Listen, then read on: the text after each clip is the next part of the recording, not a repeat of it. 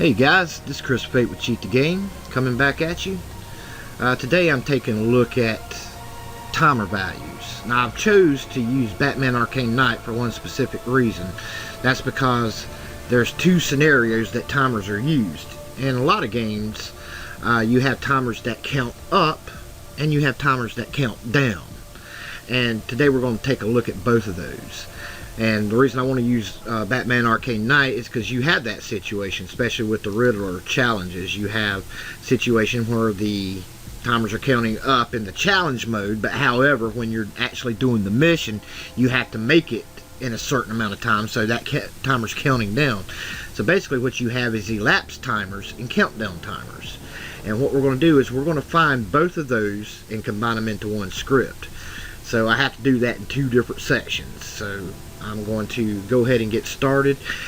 What we want to do is we want to prepare Cheat Engine for timers.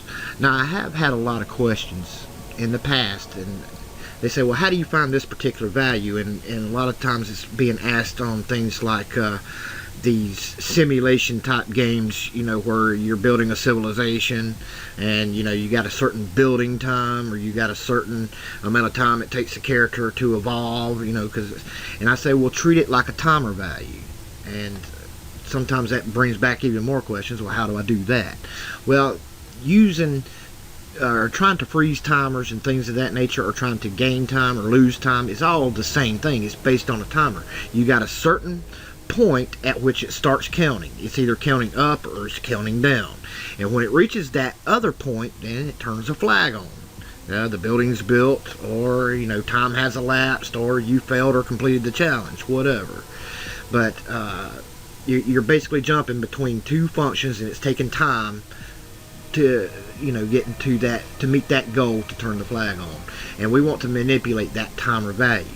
So this goes beyond timers. It goes for any type of unknown value where you're having to wait a certain amount of time for something to happen. These are all based on timer values. So this lesson can come in handy for all scenarios. First and foremost, we want to prepare Cheat Engine, and there's a couple of good tricks that you can do. First off, let's bring up Cheat Engine. And we want to go ahead and prepare it for our upcoming hack with timer values. So we're going to go automatically to settings. And I've already got these set on hotkeys, but I just want to show you. We're going to go to the hotkeys settings. And this function right here, the very second one, pause the selected process. You can set a hotkey to pause the game. Let me clear that. And I usually just set it on a nonchalant, like a bracket or something that I know I probably ain't going to be using that much, except for when I'm scripting. But, you know, for ending the game, it's fine.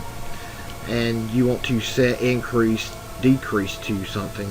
I need to change that because I'm going to set that to 8 for the time being, because the Batmobile uses the arrow keys also. And we want to set one for decrease value, and I'm going to set that to 5. Try that again. Set that to 5, and I'm going to click OK. And also, there's something else that I want to encourage you to do, especially with timer values, is you can slow time down using Cheat Engine. And this is what we use the enable speed hack for. We can slow down time, we can speed up time, however we see fit. So let's go ahead and attach the game to Cheat Engine. Oh, and I want to show this. Let me clear the list. These are the hacks I got for Batman Arcane Knight so far. I want to clear this list. Also, there's a manual way you can pause games, and that's in the advanced options down here in the lower corner. You click on advanced options, you get that little icon over here. You can click that, it pauses the game. You hear that? No more game going on. Unpause it, it unpauses it. But we done the same function, setting it to our hotkey, like the bracket. I mashed on my hotkey, boom, the game's paused. As long as the Cheat Engine is attached to that game, it can control that game. But we can speed up the game if we want to. Now, normal speed is always 1.0. If we want to go double speed, we can put it up to 2. Click apply, and the game will go double fast. And you can go on up. You need to be careful with that. So if we put it on 1, that's normal speed of the game. Click apply, that's just normal speed for whatever game you're playing. So normally I like to go down, and for timers I'll put it on like a 0.3, and that slows the game down significantly. I'll show you. Let me get to, I don't even know why that's up. Let me minimize that, and I'm going to click retry challenge.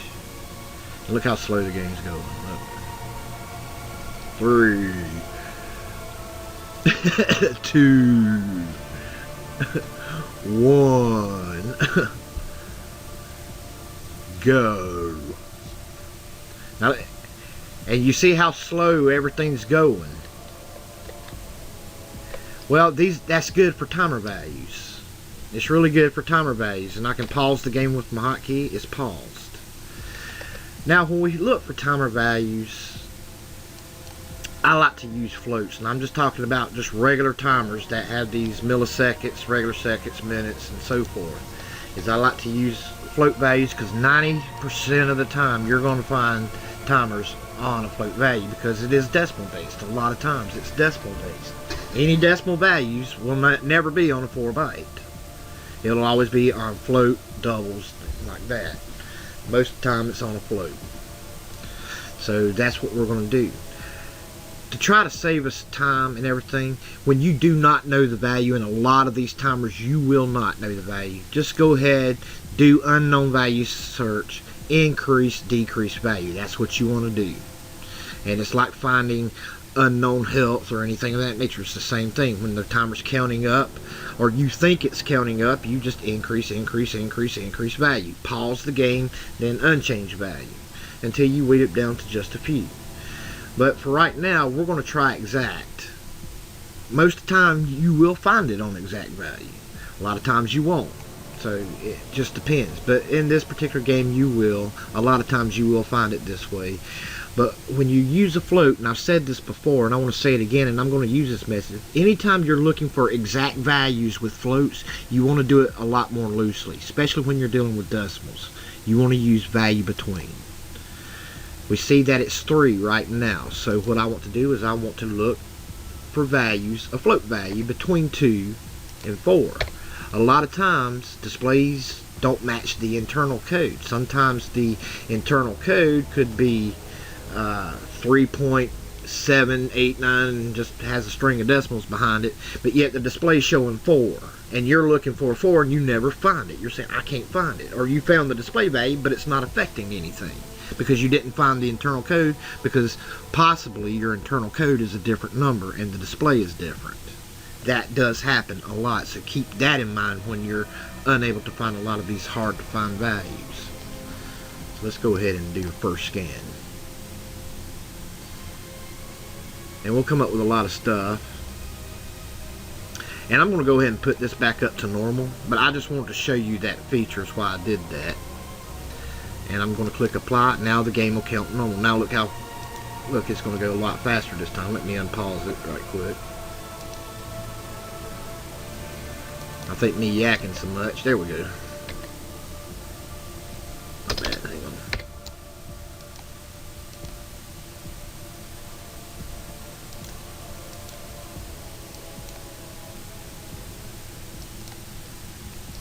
That should fix it. There we go. Sorry about that. And as you see, I show you problems and everything. Let's pause it again. Oh man, it stopped it right on 12 on the nose. But we're still going to do value in between. We're going to go value in between 11 and 13. And we're going to click next.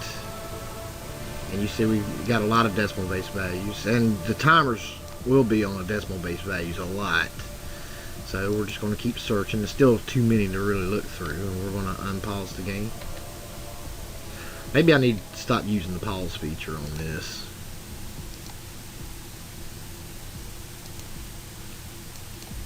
There we go. Well, just, if it's got a pause menu, just use the pause menu. But that is a good technique to have for a lot of games. And it went to 18 that time. So what we're going to do is we're going to search between a value between 17 and 19. And you see we're down to a few values, and we know that it's on 18, so I want to try some of these values out that's already 18, and we'll just go from there. What I want to do, bring all these down, and I want to freeze all of them at once just to see if that affects anything. Now I'm going to tell you, when you're messing with floats and you got these decimals that are just going on and on and on, and you freeze the wrong value, you could crash your game. Timers are very finicky. You will get very frustrated very quickly trying to find timer values in a lot of these games, because you freeze the wrong value, the whole game will crash on you. Okay, so keep that in mind. You just got to keep at it. If you get frustrated, put it to the side, come back to it later. And believe me, I do a lot of cussing in these games. If you saw my last vid, you saw me lose it, and it happens a lot. I try not to show you guys that, but you know, what can you do? But like I said, when you get frustrated, put it to the side, save your work, come back to it later fresh, and then you can keep going. Sometimes you can find these values within a few seconds. Sometimes it takes you hours to find these things. So, you know, don't think you're doing anything wrong when you don't find it right off the bat, okay? Everybody has this problem. And look, 18 is frozen. So we know we got a correct value in here.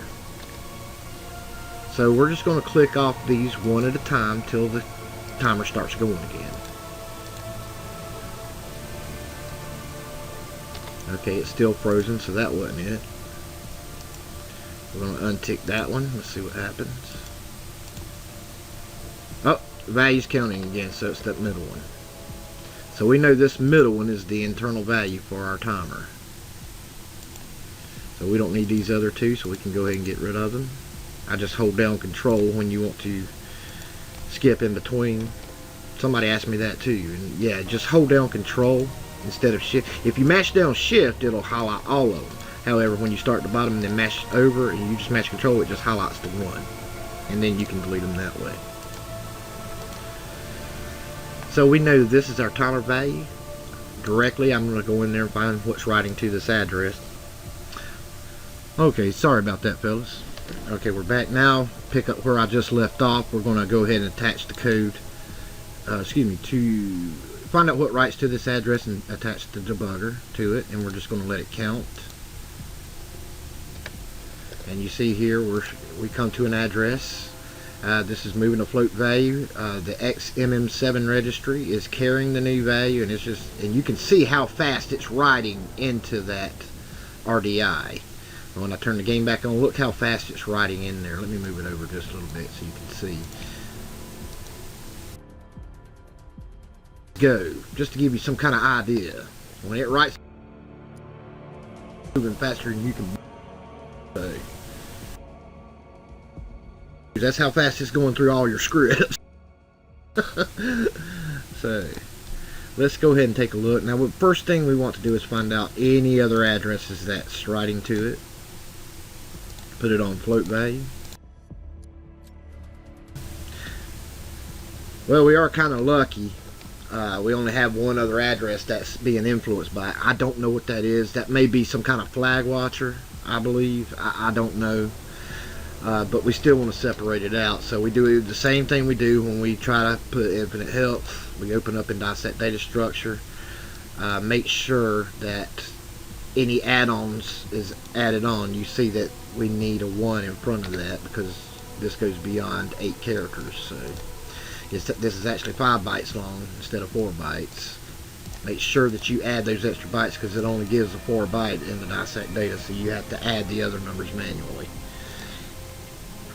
So let's go ahead and separate these. I'm going to put the oddball in its own group. Now, in this method, you're going to come up with a lot of group differences, so you got to really be observant in choosing your offsets in this fashion. So I mean, you'll just get bukus and bukus of offsets. And what we want to do is we want to kind of start the game, so we want to kind of take a note of anything and see if anything's changed. We want to stay away from anything that's in blue. If you see a blue pop up, do not use that offset. That means that they eventually become the same. Anything that stays black is a good offset. So we're just looking and just monitoring it for a minute. I don't want to run out of time. Let me freeze my timer.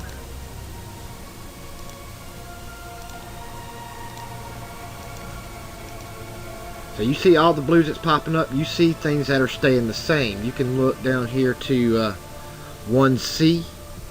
You see that 1C? Now, our guy is staying constantly at 3. But he's constantly changing. You also have other values down here at 34 and 38. They're staying the same. Let's see if that gives us a string of F's maybe. And it does. That's when I normally look for a string of F's. And also values that just do not change. I'm going to use 1C. So I'm going to write down these two, because these are the ones that are staying the same and they're never hitting blue. They did not hit blue one time. So I'm going to say 0, 3.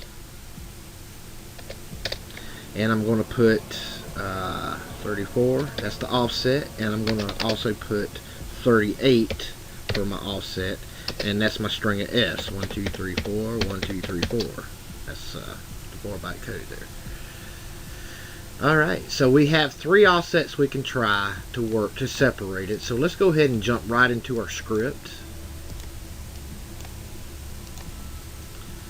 What I want to do is I'm going to go ahead and put that as an AOB injection, like so. And I'm just going to put timer inc, which means increase, timer increase, and that's for my benefit. So we're just going to put that down to 100. We don't need 100 places in memory allocated. First thing we want to do is take a look at what the code is going to do. We see that we named our array of bytes. It's going to start here in memory and name that timer inc, which stands for timer increase. And it's going to go to that label. Now our timer increase is actually a timer increase plus 2.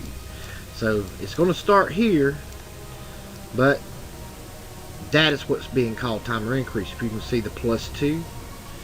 So it starts here and then goes to where our code starts, which is right here. The Cheat Engine did that for us without us having to do that manually. It just found a unique signature, so it just added a couple of bytes in front of it instead. As you can see in the snapshot, here's our code, and here's the array of bytes that starts at F3, but that wasn't a unique enough signature, so Cheat Engine added on a couple more bytes in front of it to give it a more unique signature so it could find it easier. That's all it did. And so all it's saying there is that it needs to scan this array, start with this array and add with this array, but it's actually going to start here when it finds it. Okay, so that was what the plus 2 is. You see that? The plus 2, that's where the actual code starts. And that's counting up in hex, by the way. So if it was 10 values away, it would be OA. So keep that in mind. So that was just a quick little tutorial tip there. But we want it to go to new memory since we do have to manipulate it with a comparison. So we want to go ahead and put our comparison. We know that we are in the registry of RDI because that's where the timer value is located. And we wanted to use that 1C to start off with, and we're going to use, and we're just going to put it in hex form of 3. 3, all the way up from 1, 0 to 9, when you count in hex, is the same thing in decimal, 0 to 9. So you can use hex for that. It's the same thing in decimal. When you start hitting 10, that's when it gets different. It goes, instead of going 10, 11, 12, it goes A, B, C, D, on up like that, all the way to F. But we'll get into how to count in hex some other time. So we're going to jump not equal to the label code, and we're just going to copy and paste what's already up here so we can manipulate that. I don't like screwing around with XMM registries because you just never know. So right underneath it, I always put a code that overrides it. Whatever's underneath is going to override whatever's on top of it. So if it's the same type thing, it's just going to override it. So it's almost like that doesn't exist. And what I'm going to do is I'm just going to put 01 just to I don't like putting zeros. I like in timers, I like putting 1 or better just in case, you know, because 0 might accidentally turn a flag on or off or something. Putting a 1 in there, that means there's still time on the clock, or possibly time on the clock. It may still be read as 0, so keep that in mind. Never just put it at a flat 0 when dealing with a timer, because if it's counting down to a 0 and it automatically pops a 0, then it could turn a flag on and end your game or something. So keep some type of time in there if possible. And we're just going to give it a try. Let's go ahead and assign that to the current cheat table. Alright. And for right now, I'm going to put elapse timer test. And we are going to turn this one off, and we're going to turn our script on. Now let's go back to the game and see what happens. Ah, look at that, all zeros. Nothing's happening. Let's check our timer. Nope, nothing's happening. So it didn't turn a flag on or off. So that's a good thing also. And you saw we were already at the time limit, almost already. We got to make it within 42. We was at 39 when I cut it off, so we're well past that time now. So far that's a good code. You want to turn it off and back on.